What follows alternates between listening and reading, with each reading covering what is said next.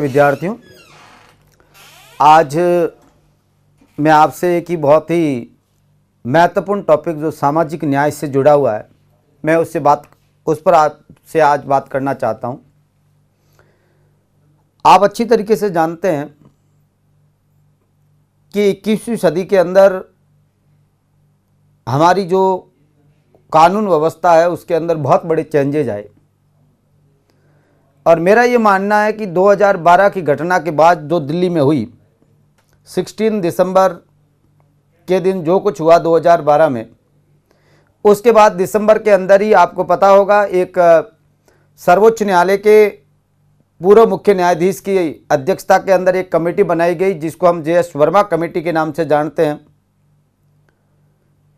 इसमें 2 सदस्य और थे, एक लीला सेठ जो दिल्ली हाईकोर्ट की पूर्व जज और एक आपको पता हो तो गोपाल सुब्रमण्यम साहब थे। इस कमेटी की सहस्तुतियां जनवरी 2013 के अंदर आई और उसके बाद में हमारे पैनल कोड के अंदर बहुत कुछ बदल गया, बहुत कुछ बदल गया। 375, 376, 354, 323 के अंदर ए और बी, 166, ऐसे बहुत कुछ हमारा पैनल कोड में बहुत बड़े चेंजेज आए जिस पर हम कभी बात करेंगे। उसके बाद दूसरा चेंजेज जो बड़ा माना जाता है वो 2018 का माना जाता है, जिसके अंदर रेप से रिलेटेड, सेक्सुअल हैरेसमेंट से रिलेटेड, तेजाब हमले से रिलेटेड, छेड़खानी से रिलेटेड, क्रूरल्टी से रिलेटेड जो अपराध थे महिलाओं के विरुद्ध, उन अपराधों के लिए दंड और कठोर कर दिया गया। और 2018 का साल एक ऐसा साल रहा सामाजिक सुधारों के युग में। मैं आपसे बात करूं तो सुप्रीम कोर्ट के निर्णय केवल मैं कहूं कि इंडियन पेनल कोड और सीआरपीसी में ही परिवर्तन नहीं हुआ, बल्कि इसके साथ साथ सुप्रीम कोर्ट के द्वारा इस प्रकार के डिसीजंस आए, इस प्रकार के निर्णय आए, जो मैं मानता हूं कि आज तक हमारे संवैधानिक इतिहास में इतने जल्दी सामाजिक सुधार में निर्णय नहीं आए। सबरीमाला का केस का डिसीजन आपको अच्छी तरीके से पता है। ST/SC एक्ट के अंदर संशोधन को लेकर जो आप अच्छी तरीके से जानते हैं, उनका सेक्शन 18 को लेकर जो सुधार हुआ, बात कही गई। आपको पता है इंडियन पेनल कोड का 377 जो समलैंगिकता की बात थी या अननेचुरल सेक्सुअल ऑफेंस से रिलेटेड बात थी, उनमें बहुत बड़ा सुधार आया। आधार केस को लेकर निजता का मामला आपको पता है सुप्रीम कोर्ट के सामने 9 जजों की बेंच के सामने गया।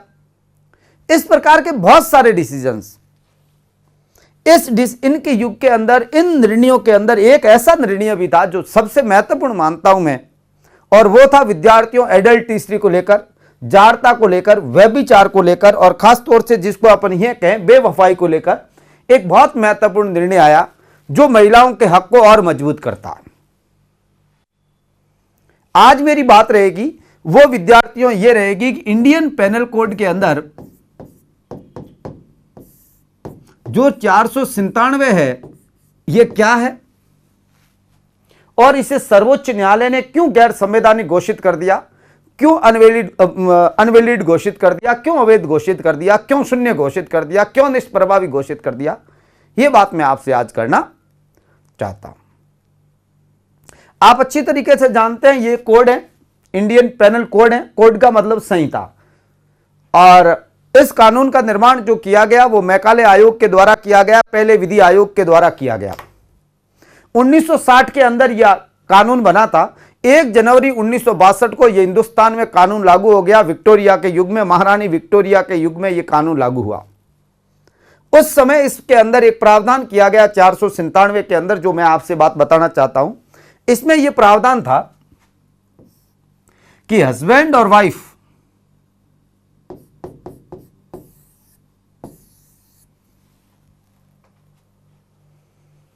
दोनों से परिवार बनता है, विवाह से परिवार अस्तित्व में आता है।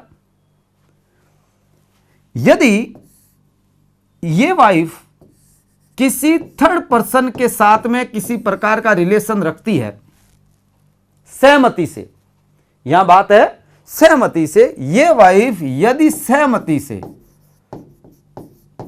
सहमति से इस आदमी के साथ रिलेशन रखती है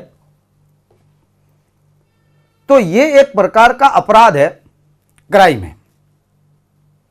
दूसरी बात, यदि ये हस्बैंड किसी थर्ड पर्सन के साथ रिलेशन रखता है, जो लेडी है उसके साथ यदि ये रिलेशन रखता है और सहमति से रखता है, इसकी सहमति है इसके साथ, तो वो अपराध नहीं है। अब मैं आपको बताऊं कानूनी हिसाब से यह है कि यदि मान लीजिए किसी की पत्नी किसी थर्ड पर्सन के साथ रिलेशन रखती है और पति को यह लगता है कि मेरी पत्नी उस आदमी के साथ रिलेशन रख रही है, तो ये पति जो हैं, ये वाइफ और ये, यहां कितने पक्ष हो गए? 3 पक्ष हो गए। मगर इसमें पीड़ित पक्ष कौन है? इसके और इसके बीच तो सहमति है, यहां कोई पीड़ित का सवाल ही खड़ा नहीं होता। पीड़ित पक्ष पति है। यहां पीड़ित पक्ष कौन है? ये पति है। और ये पीड़ित पक्ष इस आदमी के विरुद्ध मुकदमा दर्ज करा दे 497 के तहत, इंडियन पेनल कोड में यह प्रावधान है, तो इस आदमी को 5 वर्ष की सजा हो सकती है।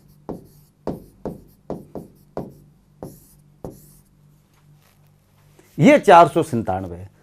परंतु इस पेनल कोड यह नहीं कहता है कि यह हस्बैंड यदि किसी थर्ड पर्सन के साथ रिलेशन रखता है, किसी लेडी के साथ रिलेशन रखता है, तो यह वाइफ इस पर मुकदमा दर्ज करा दे। यह नहीं, ऐसा नहीं कर सकता। अर्थात यहां सीधा सीधा अर्थ यह निकलता है कि जो हस्बैंड है वो अपनी पत्नी का क्या है? मालिक है, मास्टर है, पति है।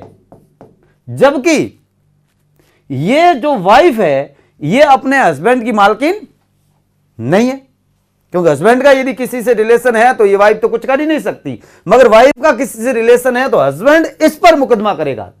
मेरी बात आप समझिए, अपनी वाइफ पर मुकदमा नहीं करेगा, इस थर्ड पर्सन पर मुकदमा करेगा और थर्ड पर्सन को 5 साल की सजा हो जाएगी और यह पीड़ित पक्ष होगा। जबकि इसका इन दोनों के बीच के रिलेशन में यह केवल और केवल प्रभावित हो रहा है, तो कहां हो रहा है? और यदि यह प्रभावित हो रहा है तो यह भी तो प्रभावित हो रहा है, यह भी तो प्रभावित होता है जब इसका रिश्ता यहां पर है। मगर इंडियन पेनल कोड इस प्रकार की बात नहीं करता। यह बात विद्यार्थियों में आपको जानकारी के लिए बता देता हूं, 158 साल हो गए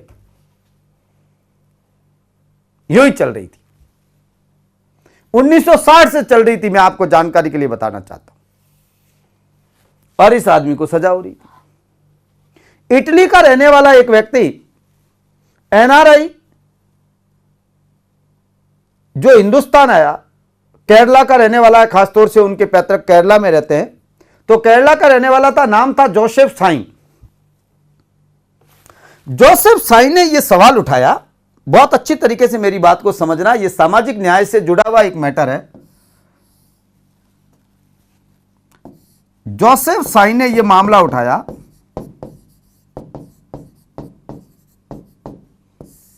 एक पीआईएल के थ्रू। पीआईएल मतलब पब्लिक इंटरेस्ट लिटिगेशन, लोक हित विवाद बनाया। उसने कहा कि वास्तव में आप देखिए, यह तो एक प्रकार का भेदभाव है, यह तो एक प्रकार का समानता का उल्लंघन है, यह तो व्यक्ति के मौलिक अधिकारों का हनन है। यह इस महिला का जो अधिकार है, उसकी जो स्वतंत्रता है, उसकी समानता है, उसकी गरिमा है। अर्थात इसका आर्टिकल 14, इसका आर्टिकल 19 और इसका आर्टिकल जो 21 है, इसका उल्लंघन है। क्योंकि यदि ये इसके साथ रिलेशन रखती है तो ये इसकी स्वतंत्रता नहीं है। पति उसका मालिक है, पति जो है वो अपनी वाइफ का मास्टर बनाता है। ये इंडियन पेनल कोड की धारा कर रही है, ये एकदम गलत नहीं है क्या? जोसेफ साइन ने ये पीआईएल यानी पब्लिक इंटरेस्ट लिटिगेशन डाली। आप अच्छी तरीके से जानते हैं, जोसेफ साइन इसमें कहीं पक्ष नहीं था, मगर जोसेफ साइन ने पब्लिक इंटरेस्ट लिटिगेशन डाली जा सकती है। 1979 के बाद में हमारे देश के अंदर आप अच्छी तरीके से जानते हैं, पीएन भगवती और कृष्ण अय्यर, वीएन कृष्ण अय्यर साहब का जो डिसीजन था आपको अच्छी तरीके से जानकारी के लिए बता दूं, कपिला हिंगोरानी का जो निर्णय था, कपिला हिंगोरानी ने जिस मामले को लड़ा था, उस मामले के अंदर मैंने पहले बात की है एक मेरी क्लास के अंदर, PIL क्या होती है। लोकहित के अंदर इसने ये मामला डाला और इसने कहा साहब ये एकदम गलत है, ये महिला के अधिकारों का हनन है, ये स्वतंत्रता, समानता और महिला के गरिमा के विरुद्ध है, इसलिए इस प्रकार का मामला दर्ज कराना संविधान के विरुद्ध है। इसलिए कोई भी कानून यदि फंडामेंटल राइट का अगेंस्ट है तो वह अवैध होना चाहिए, इसलिए यह कानून अवैध होना चाहिए। यह जोसेफ साइन ने मामला उठाया, Joseph Shine versus Union of India का मामला। विद्यार्थियों में जानकारी के लिए आपको बता देता हूं, यह 27 सितंबर का निर्णय है, 27 सितंबर 2018 का एक महत्वपूर्ण निर्णय आया। इसके अंदर सर्वोच्च न्यायालय की संवैधानिक पीठ बैठी और संवैधानिक पीठ के अंदर 5 जज बैठे। इसमें 5 जज बैठे। पहले यहां संवैधानिक पीठ बैठी, अच्छी तरीके से ध्यान रखें, कोई भी संवैधानिक पीठ बैठेगी तो संवैधानिक पीठ में कम से कम 5 न्यायाधीश होंगे। कॉन्स्टिट्यूशनल बेंच के अंदर 5 जजेज होंगे। संवैधानिक पीठ बैठी और इसके अध्यक्ष बने दीपक मिश्रा। दीपक मिश्रा साहब का आपने नाम अच्छी तरीके से सुना है। दीपक मिश्रा साहब हमारे देश के उस समय CJI थे, चीफ जस्टिस ऑफ इंडिया थे, वो बैठे। इसके साथ में खानविलकर साहब,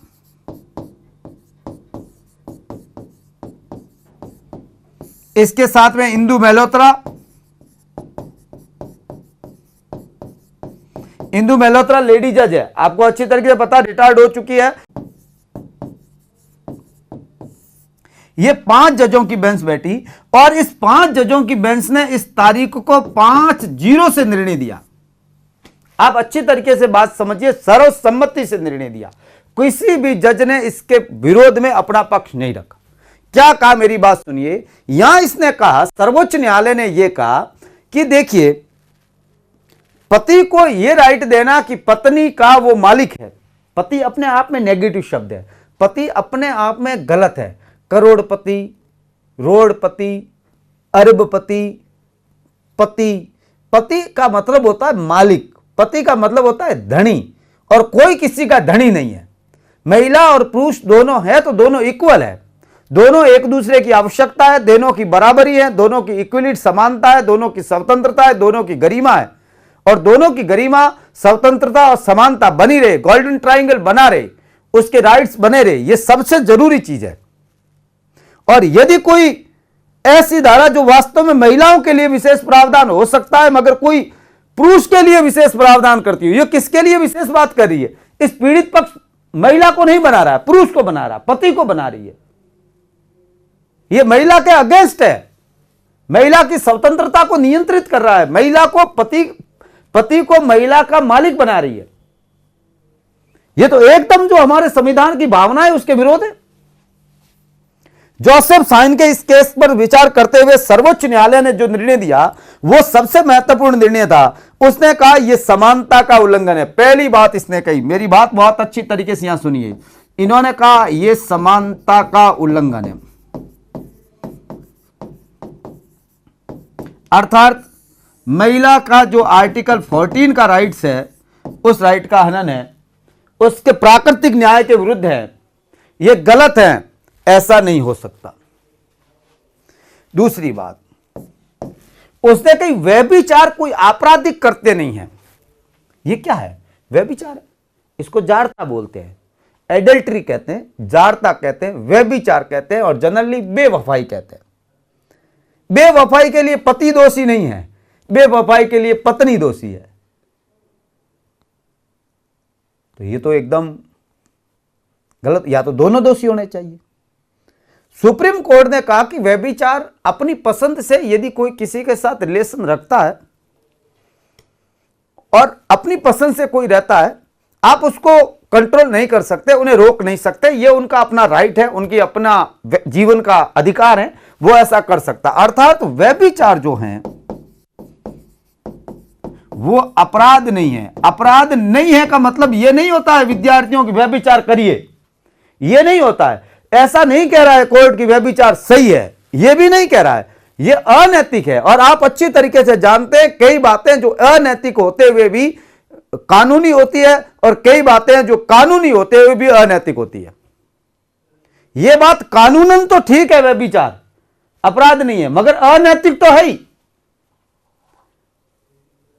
इससे सामाजिक स्वीकृति नहीं दी जा सकती, और यदि दी जाती है तो जो एक सामाजिक संस्था है, समाज की सबसे महत्वपूर्ण परिवार जो पहली संस्था है, वो अपने आप में बिखर जाएगी, उसका अस्तित्व रहना संभव नहीं है। जब Pinky Anand additional solicitor general of India government supreme court के अंदर जब भारत सरकार की ओर से पक्ष रख रही थी, तब इसने यह बात कही थी। सुप्रीम कोर्ट ने कहा यह बात आपकी ठीक है। हम कब कह रहे हैं कि व्यभिचार ठीक है? हम कह रहे हैं व्यभिचार अपराध नहीं है। हम ये नहीं कह रहे हैं कि व्यभिचार सही है, कि व्यभिचार नैतिक है, कि व्यभिचार होना चाहिए, ये बात हम नहीं कह रहे हैं। हम कह रहे हैं व्यभिचार अपने आप में कोई, आप ये नहीं कह सकते ये क्राइम है, वो उसकी पसंद है और महिला का अपना राइट है कि वो उसका जीवन का अधिकार है कि वो किसके साथ रिलेशन रखती है, और ये केवल महिला के साथ भेदभाव करता है, इसलिए ये गलत है, ये इक्वलिटी के विरुद्ध है। व्यभिचार एक अपराध के रूप में आप देख नहीं सकते। मगर इसके साथ एक बात सुप्रीम कोर्ट ने बहुत अच्छी कही कि यदि कोई पत्नी ऐसा करती है तो वो तलाक का आधार हो सकता है। यदि किसी की पत्नी किसी दूसरे के साथ रिलेशन रखती है और पति को लगता है कि वास्तव में ये गलत है, तो पति इसके आधार पर तलाक मांग सकता है, विवाह विच्छेद मांग सकता है। तलाक आप अच्छी तरीके से जानते हैं, जनरल शब्द में यूज करते हैं अपन, मगर ये मुस्लिम विवाह अधिनियम का काम है, खासतौर से वहां पर कार्य करता है। हमारे यहाँ विवाह विच्छेद कहते हैं। आप वो ले सकते हैं, और यदि पति साबित कर देता है कि मेरी पत्नी ऐसा करती है, तो पति को इस आधार पर पत्नी से तलाक मिल जाएगी। यह जरूर किया जा सकता है, इससे ज्यादा नहीं। इसके साथ उन्होंने कहा महिला की गरिमा सर्वोपरि है, यहां नुकसान नहीं होना चाहिए। डिग्निटी, गरिमा का मतलब विद्यार्थियों अच्छी तरीके से जानते हैं, आर्टिकल 21, ये गरिमा सर्वोपरि है। आप उनको ऐसा नहीं है कि किसी को व्यभिचारिणी कह के आप उसको इस प्रकार का इल्जाम लगा के इसको बदनाम करें, इस प्रकार आप नहीं कर सकते। ये केवल और केवल इसलिए कह रहे हैं कि महिला को भी समानता का अधिकार है और उसे मिलना चाहिए। आर्टिकल 14, आर्टिकल 21 और उसकी स्वतंत्रता है आर्टिकल 19। वो किसके साथ रखती है, वो कैसे रहती है, वो अपनी उसका जीवन के साथ, उनकी स्वतंत्रता और समानता के साथ जुड़ा हुआ मामला है। परंतु यदि ऐसा पत्नी करती है तो तलाक का आधार बनाया जा सकता है, परंतु इस पत्नी को सजा नहीं होगी। अब मैं आपसे एक बात बताऊं, बहुत महत्वपूर्ण, इससे एक विवाद, जो हम किसी भी मामले को पढ़ते हैं तो हमें दोनों पक्ष देखने पड़ते हैं। इससे एक बहुत बड़ी प्रॉब्लम खड़ी होगी समाज के अंदर, और वो खड़ी ये होगी प्रॉब्लम, मैं आपको जानकारी के लिए बता दूं, इस जोसेफ साइन के मामले के बाद में, कि अब पति के पास में ये विकल्प तो रहा नहीं कि वो उस थर्ड पार्टी पर, इस आदमी पर मुकदमा करे, क्योंकि ये अपने आप में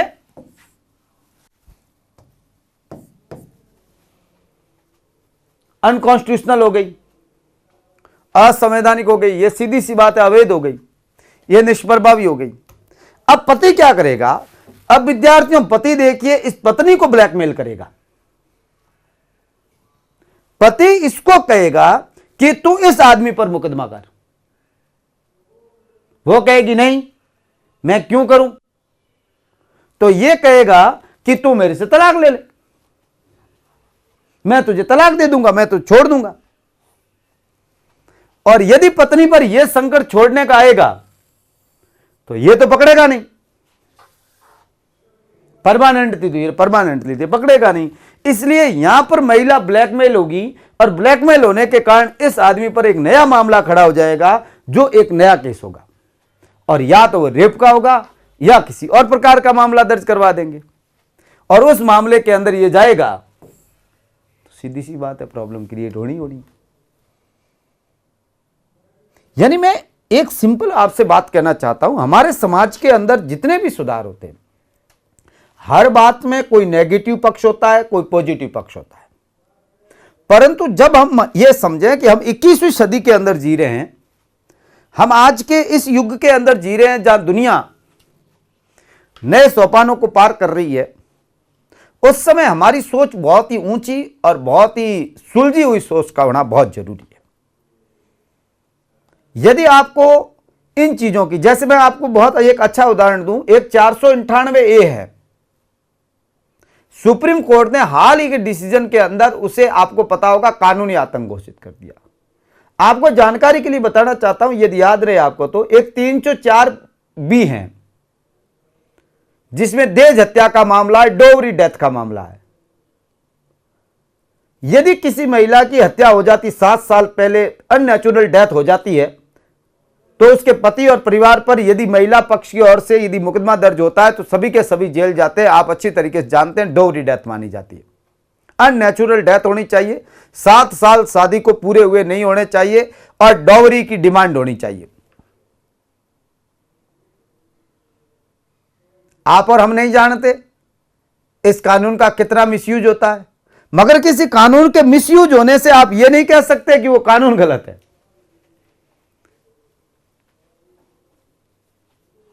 इंडियन पेनल कोड का जो 376 है, कितना मिसयूज होता है, 354 है, कितना मिसयूज होता है,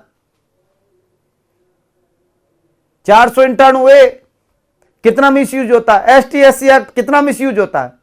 यह सब सामाजिक न्याय को स्थापित करने वाले वो स्तंभ है, मैं ये मानता हूं, ये वो स्तंभ है जो जाति पर आधारित, लिंग पर आधारित भेदभाव को खत्म करने के लिए, समानता स्टेब्लिश करने के लिए, उन लोगों को विशेष संरक्षण देने के लिए बनाए गए। और यदि वो मिसयूज होते हैं तो इसका मतलब ये नहीं है उस कानूनों को खत्म कर दिया जाए। हमारे लिए इसमें सबसे जरूरी चीज है कि इसमें जागरूकता होनी चाहिए। हमें इस कानूनों को समझें और इस कानूनों की वास्तव में उसका कहने का भाव क्या है इसको समझें। इसका मिसयूज पहले ज्यादा हो रहा था, अब यह है कि महिला को स्वतंत्रता मिल गई, वो इसके साथ रहे, वो किसके साथ रहे। पहले यह होता था कि किसी पत्नी किसी के साथ, पुरुष के साथ चली जाती थी तो पति पीछे मुकदमा दर्ज कराता था कि कोई पुरुष मेरी पत्नी को लेकर भाग गया, तो उस पुरुष को अरेस्ट पुलिस करके अंदर डाल देती थी और व्यभिचार का मामला बनाकर 497 का 5 साल की सजा हो जाती थी। अब ऐसा नहीं होगा। अब यदि मान लीजिए किसी के साथ उसकी वाइफ भाग गई तो मुकदमा दर्ज करवाने जाएगा तो पुलिस पूछेगी उस महिला से कि भाई क्या हुआ, तो मैं मेरी मर्जी से हूं। पुलिस कहेगी घर चला जा, चुपचाप आराम कर, ज्यादा टेंशन लेने की जरूरत नहीं है। क्यों? क्योंकि अपराध है ही नहीं। पहले तो व्यभिचार अपराध था, अब कोई अपराध है ही नहीं। अब पति ये दावा नहीं कर सकता कि मेरी पत्नी है वो मेरी थी, नहीं, वो पत्नी तेरी है, ठीक बात है, मगर उसे भी तेरे बराबर राइट है। ये स्वतंत्रता, समानता और महिला गरिमा के लिए संवैधानिक पीठ द्वारा लिया गया सबसे महत्वपूर्ण निर्णय है। और विद्यार्थियों, यह केवल हिंदुस्तान में नहीं बल्कि चाइना, जापान जैसे और वेस्टर्न कंट्रीज के अंदर, बहुत सारे देशों के अंदर इस प्रकार के कानून कभी के ही खत्म हो गए। हमें 158 साल लगे इस कानून को खत्म करने में। सर्वोच्च न्यायालय को इस पर निर्णय करने में इतना टाइम लगा, जबकि यह पहले से ही हो जाना चाहिए। क्यों? क्योंकि ऐसा होने से महिला को समानता का अधिकार मिलेगा, बराबरी का हक मिलेगा। और यदि वो गलत है, पति को साथ यदि पीड़ा, वो अन्याय हुआ है, वो नहीं चाहता है कि ऐसा हो, तो वो अपनी पत्नी को छोड़ सकता है। ये उसके पास राइट पहले से ही सुरक्षित है और अभी भी है। वो उसने, कोर्ट ने नहीं गलत ठहराया है और न ही उन्होंने व्यभिचार को सही माना है। मेरे ख्याल से आपको सामाजिक न्याय से जुड़े हुए एक बहुत ही महत्वपूर्ण सेक्शन इंडियन पेनल कोड का 497 में कोई प्रॉब्लम नहीं आनी चाहिए समझने को लेकर। हां, बीच बीच में हमारी क्लासेज बहुत सारी डॉवरी डेथ को लेकर भी रहेगी, ऐसी मामले तेजाब हमले से रिलेटेड भी रहेगी, एसिड अटैक से रिलेटेड मामला जो आपको पता है 323A एंड B से रिलेटेड भी बात रहेगी। मैं, हो सकता है सामाजिक न्याय के टॉपिक से रिलेटेड जब हमारी बात रहेगी तो इंडियन पेनल कोड में और CRPC में जो सुधार हुए हैं उसकी भी क्लासेज मेरी रहेगी। हर चीज को आप बहुत अच्छी तरीके से पढ़ें, समझें और उससे ऊपर विचार करें। मैं ये मानता हूं कि आप यदि PCS की तैयारी कर रहे हैं या आप UPSC की तैयारी कर रहे हैं, किसी स्टेट की या UPSC की तैयारी कर रहे हैं, तो आपको इन चीजों को बहुत अच्छी तरीके से समझना पड़ेगा। और यदि आप रीट जैसे एग्जाम की तैयारी कर रहे हैं तो ज्यादा ध्यान रखने की जरूरत नहीं है। केवल और केवल यह ध्यान रखनी है यह मामला किससे रिलेटेड है और यह धारा किससे रिलेटेड थी। ये रिलेटेड किससे है, तो आपको सीधा ध्यान रखना है एडल्ट्री। ये एकदम शब्द सही है। हिंदी में ज़्यादा ट्रांसलेट करोगे तो इसका शब्द ये हो जाएगा, और ज़्यादा इसको देखना हो तो इसको ऐसे लिख सकते हैं समझने के लिए, और इससे भी समझ में नहीं आए तो लिख देना बेवफाई। मेरे ख्याल से सबसे सही शब्द है टेक्निकली वो है एडल्ट्री, और एडल्ट्री अपराध नहीं है।